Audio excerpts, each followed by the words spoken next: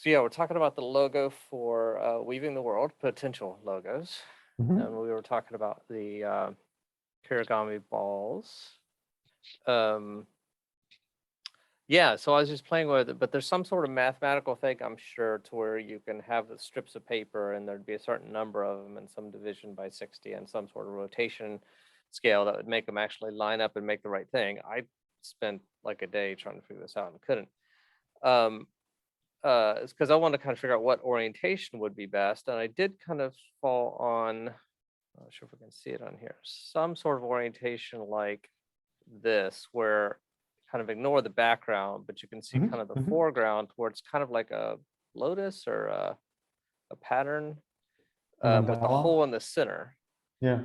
Another option is to have kind of the line or the cross in the center. And I know you're in the foreground. you don't really like the W, but I think right here there's actually a W in the shape of the weave. Right. So if we want to be very on the nose, we could do that. It's very FedEx. I like that a lot. Yeah, that's true. Yeah, to where it wouldn't even be like really noticeable. Yeah, no, and we could make it a slightly different color. We could call it out, and there's a T there as well, lying crosswise in the middle of the screen. Exactly. So that would be kind of cute. And then, so I think probably something that's hard to do from the drawing, from the rendering you just showed, is unraveling it so that it's not fully woven, so that it's in construction. That sounds like really hard to do from what you just created. Yeah. So not really hard to do. Hard.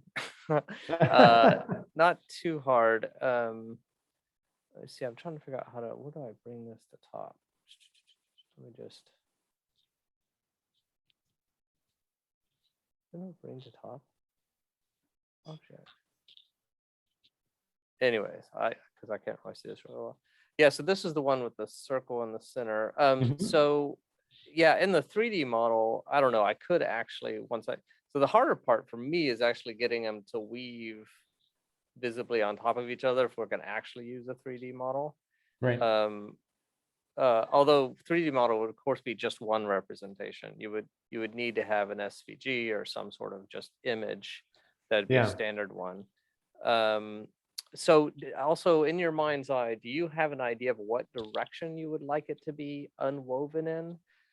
So I imagine there will be like a lot of times if it's like a banner, then this symbol would be on one side and then weaving the world would be out there. Or if it's trying to be in square, you'd have that symbol and then weaving the world or weaving the world or weaving the world. Anyways, something like that. But I think symbolically, if you wanted to have it partially woven, there would be, which side do you want partially woven? It could be the top.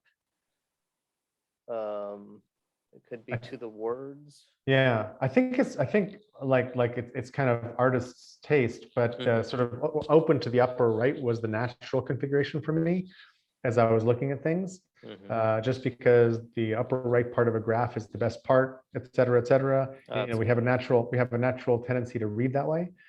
And then I was also just thinking, since I hadn't thought about the 3D rendering, but it would be kind of interesting to have a ball spinning in space as a GIF. Basically, just to use, you know, in motion as a different form of the logo or something like that, without taking it apart. Because once it's still in progress and not a completed sphere, then spinning it seems weird and kind of awkward. But if it's a completed sphere and it's kind of spinning, that's a little bit cool. I don't know if it's not. I think we could play with both of those, and I wonder if there's also a way to, instead of have it be like where the threads are splaying out, but where maybe some of them just kind of stop. So it's more like a hole that's meant to be filled in. So it's like a sphere with a gap rather than a basket still in progress. Yeah, which might just be a little bit less visually. Then it starts looking like the Death Star, however. Yeah, that's one reason why bottom right, both AT&T and Death Star, I think, are they both bottom right? AT&T's on the left. I think they're middle left, aren't they? Yeah. I think the eye is middle left, but I don't know where the unconstructed part is. But you know, there is the danger that it starts looking like the Death Star. Yeah. Unless we wanted to make that intentional. Yeah, Oh, so which I could guess be, it's oh, all it's, I guess it's the whole right side and the underneath. yeah. That's really interesting. So yeah, Weaving the World will be a sort of a more completed Death Star. Yeah. Which I'll mix that bad. And then Yeah, as long as it starts, AT&T logo. as long as it keeps looking more like strips of paper or bath or wicker, I think we're fine. Oh, that's interesting. So the AT&T thing depends on which way you look at it, whether it's kind of left. Yeah, upper the, right. the dark side is lower left, the light side is the upper right. Yeah, interesting. In the logo rendering. Huh. So do you like the idea when it is static to have kind of the W and maybe a T visible? So as opposed to this, which looks more Celtic or something. This looks a little Celtic, yeah, for I think our purposes. And this is really interesting because it hadn't occurred to me whatsoever about Celtic symbolism or about the Death Star. Those thoughts have not actually even crossed my mind yet, but we kind of want to avoid them if at all possible. So kind of. So even the first view you showed earlier where the pattern, the hole was in the back side of the sphere, so that you can kind of see through it and there's an interesting pattern. I mean, any of these aspects you're showing actually work. Yeah, like that. Trying to, yeah, unfortunately, this is also an uneven sphere. Yeah, it's not symmetrical all the way around, right? Yeah, unfortunately, I couldn't quite figure out the right pattern for it. Yeah. Like even there, it's like just looking through, it kind of looks like you're looking through a skylight into a spherical architectural object or something. That's great. Yeah, so you like also keeping the backside in the two-dimensional graphic. Yes, and also a thing that's happening here that I just realized is you've got some shading in here or lighting, and the inside of the sphere looks kind of insidey, and there's some variances in shading. So I'm seeing light shining through to the bottom of the inside, right, which is cool. And also the left inside looks lighter than the left outside that's coming toward us. Yeah, and that all actually really helps the illusion of depth. Yeah, now when it's a simpler logo, it might also, sorry, go ahead. No, go ahead. It might also be really interesting to just use a crosshatch texture on it, where the crosshatches are a different kind of weaving on the woven artifact. And with crosshatching, you can do depth really nicely, although that's mostly an artist's kind of thing. But crosshatching is a really simple, inexpensive way to give the illusion of depth and solidity. Yeah. Now, when I think of the logo itself, I do kind of think of an abstract, very abstract. So like cross-hatching and the different shadings and this kind of visual texturing are all different representations of it. So the crosshatch could be the canonical kind of small logo. But the go ahead. But the main concept of a woven globe where the main image in the front in some way where the weave kind of looks like a W, and we're not having the weave, we're not having one of the open parts in the center, like that actually looks like a star. Right.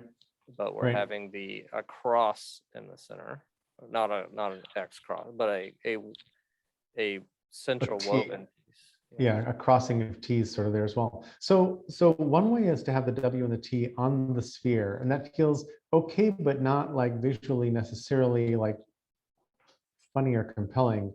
Another way to do this is to weave not with paper strips that are flat and wide, but rather with something more like a wire, and then to spin the wire off the globe into the lettering.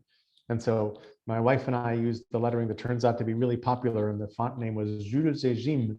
And it's basically a line that has the letters basically allied together or kerned together, looking like a script. But imagine a cable spins off the globe and turns into the words weaving the world. And I'm intentionally just sort of releasing what's possible and what's easy into what would be kind of compelling, and then we can work our way backward to what's possible. So would you say that these would be in the same similar shape, but be more of a thread than a flat piece of paper? Or are you thinking Correct. more like, not like a ball of twine? No, not Okay. thinking ball of twine, although that's not terrible either. But I like the construct of the kirigami ball. But if it was wire loops instead of paper loops, it would still be really interesting. And then the wires could run off into the lettering. Because then it's not just a sphere, it's the sphere kind of off into writing and off into something else. And down the road someday, I can imagine an interesting animation that goes from flat kirigami globe to wired kirigami globe to writing to an illustration of something else to a mind map. I mean, once you're drawing a line, it's a little bit like Harold's and the purple crayon. Once you're drawing a line, the possibilities are really right there. Now, I was thinking also that one interesting thing about the paper, and we could probably do this with the line as well, is have different lines of different colors or textures. Or you could also do a single line that changes color as it goes. Yep. To get kind of the variation and the concept of multiple. Yeah. Yeah.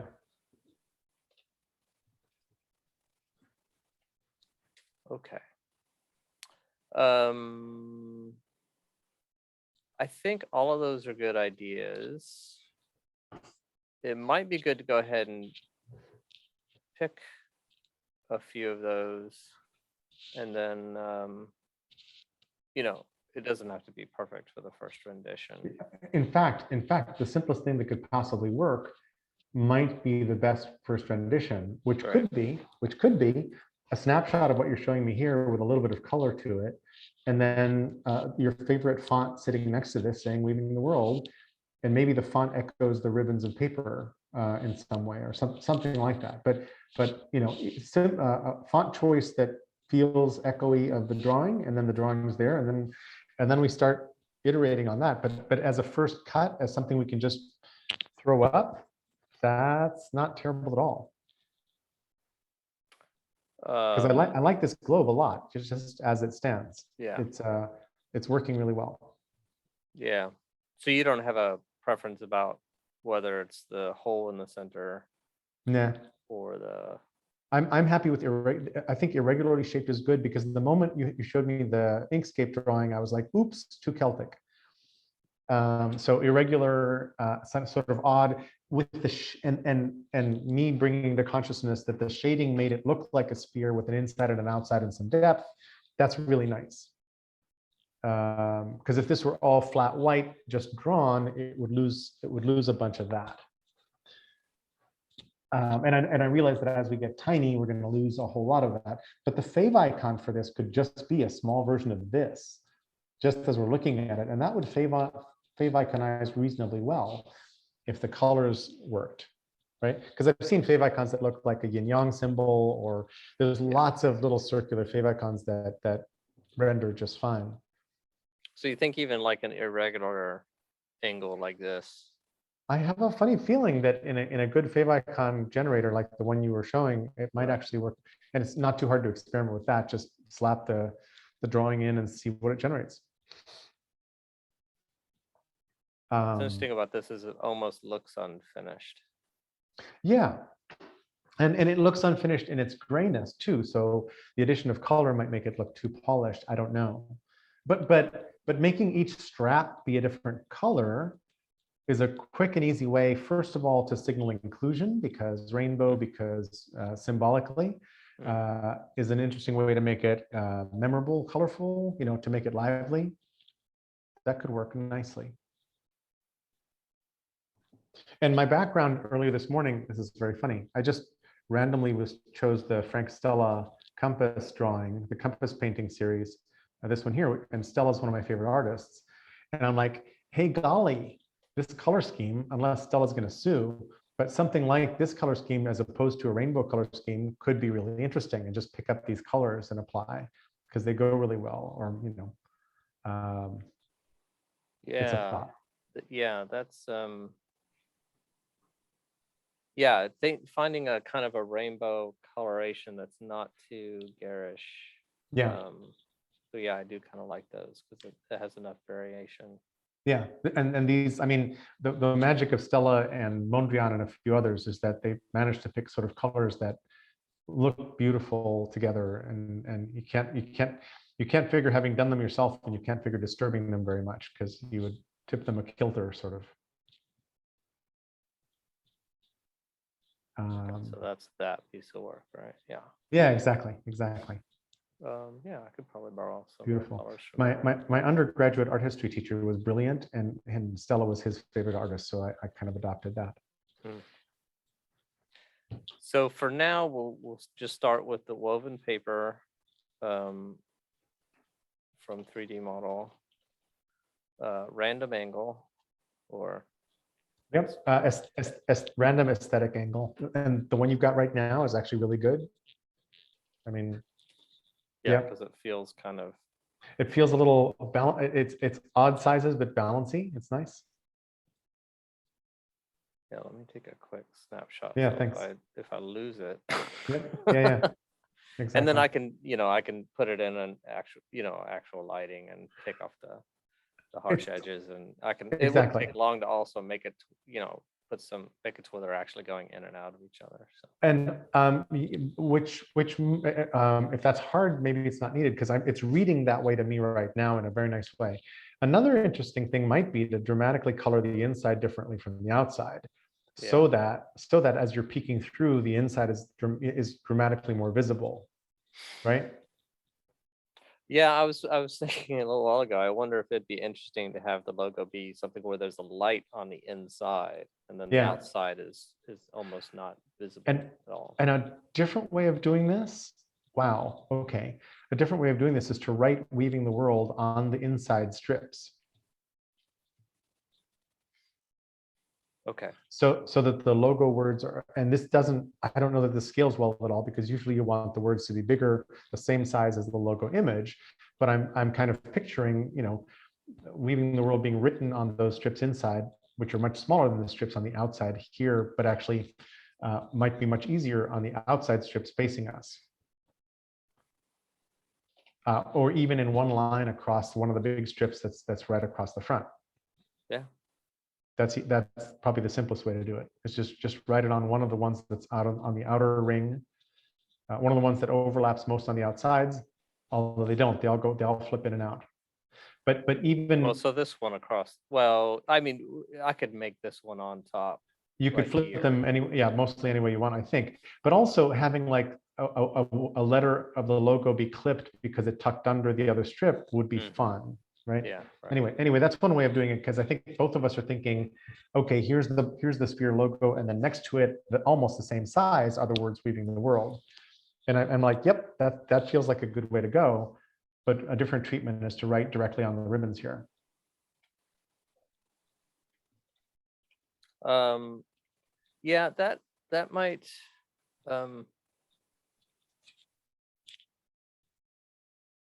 Not That might that get hard too to do, small. but The lettering might be just way too small. yeah, yeah. So it might be best for us to just start with Yeah. a better rendition of this. And the words in some font next to it. Yeah. I'm actually kind of font blind. Oh, okay. So if you have a preference, I actually looked around for woven fonts. I didn't see any that I really I did the liked. same thing, and they were mostly really hideous. Yeah. Right. Yeah. Yeah. I did woven font or braided font or other kinds of things, and I was like, "Ooh, these are bad." So I think I really, if you found just one have that was interesting. if you have one that you kind of like, Yeah. we could just kind of default to that for now. Okay. So let me put Font Hunt and ping you back with that on my Yeah. list of things to do. I mean, if we're going to do the lines, this one still is too busy, really. Yeah. That's one of the ones I think I found too. Are you in Google Fonts? Myfonts.com. Oh, my fonts. Yep. Yeah. Google Fonts are nice too because they're all open source. Yeah, those are really good. Yeah, I didn't see anything great when I was looking around. Yeah. But I could get this and it kind of improved a bit, and then we can we can throw a font next to it Yeah. in just 2D and Um, yeah.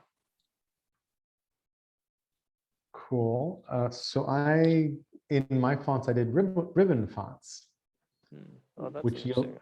yields a couple of very interesting things. And I will look some more, but ribbon fonts is pretty interesting. Oh yeah, that's probably, that's a good word search. Yeah. Yeah. Font space, design trend. Where's Google Fonts? Come on, Google Fonts, you can do this.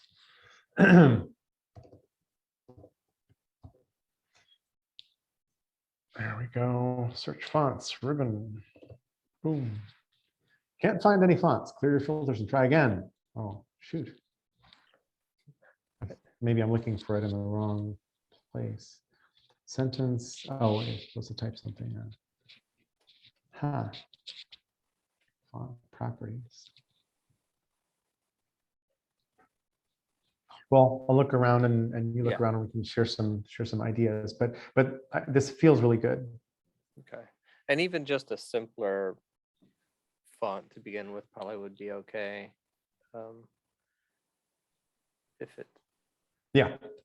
If nothing looks good, then pick whatever. Yep, exactly. And then we could talk a little bit about the video weaving concept. Yes. Which I'm not so sure. Oh, you only got 3 minutes, right, or so? Yeah, I'm afraid. We can dive into that later. What I'm thinking to do to start on that is just to if we can get through a composting call or have some people submit some of their visualizations or the mapping that they did, then I can use that as information for for trying to weave the video along with other visual content or textual content. Yeah, that makes sense. So I might just play with that and come with a more specific video. And I will build it manually using JavaScript, but the main thing that would require a lot more time and resources is building an interface so a non-coder could do it. Right. Making it look good for somebody else to use. Yeah. Yeah. So and if so it's successful, we could do that. Yeah. Okay, cool. Back to the logo for Weaving the World for a second. It would be really interesting also to generate a logo for Open Global Mind itself. And if the two felt stylistically similar, that would be pretty brilliant. And so if you want to put that thought in the back of your head too, that's not as important as this Weaving the World one, but Open Global, like if there's a paper cutout looking brain that's kind of open as well, that's pretty simple and interesting too. And maybe I need to contact a paper artist and have them, see if there's a paper art brain. Let me just Google that. Cut paper brain. Oh wow! If you do paper art brain, that already lands a bunch of really interesting images. Paper brains by El Zamora. There's one that's all weavy and twisty because they just bundled up the paper. They just coiled the paper in. It's flat with the papers the same width, but they're coiled and spiraled inside of a brain-like shape. That's really cool. This is really interesting. But OGM is kind of still logoless, and I would love to be able to logify it as well. Yeah. And paper cuts and woodcuts are lovely, lovely art forms. Yeah. Cool. All right. Well, I'll play with at least this sphere and get to more production quality, and then we can slap a font next to it and probably have V1 done. And I'll throw it in the Ops channel? favicon thing, and well, in the ops channel, yes, Okay. and throw it in through favicon just to see how that. Oh, looks. great, just to see how it renders. That sounds great. And let's figure out sort of a fee structure for this so that you can get paid for the work. Yeah, yeah, I don't think I'll be charging what it costs, so we just probably, you know, kind of take a look at the budget and how much you Okay. think would be a reasonable percentage of it, and you know, to leave room for everything else to happen. So. Okay, thank you.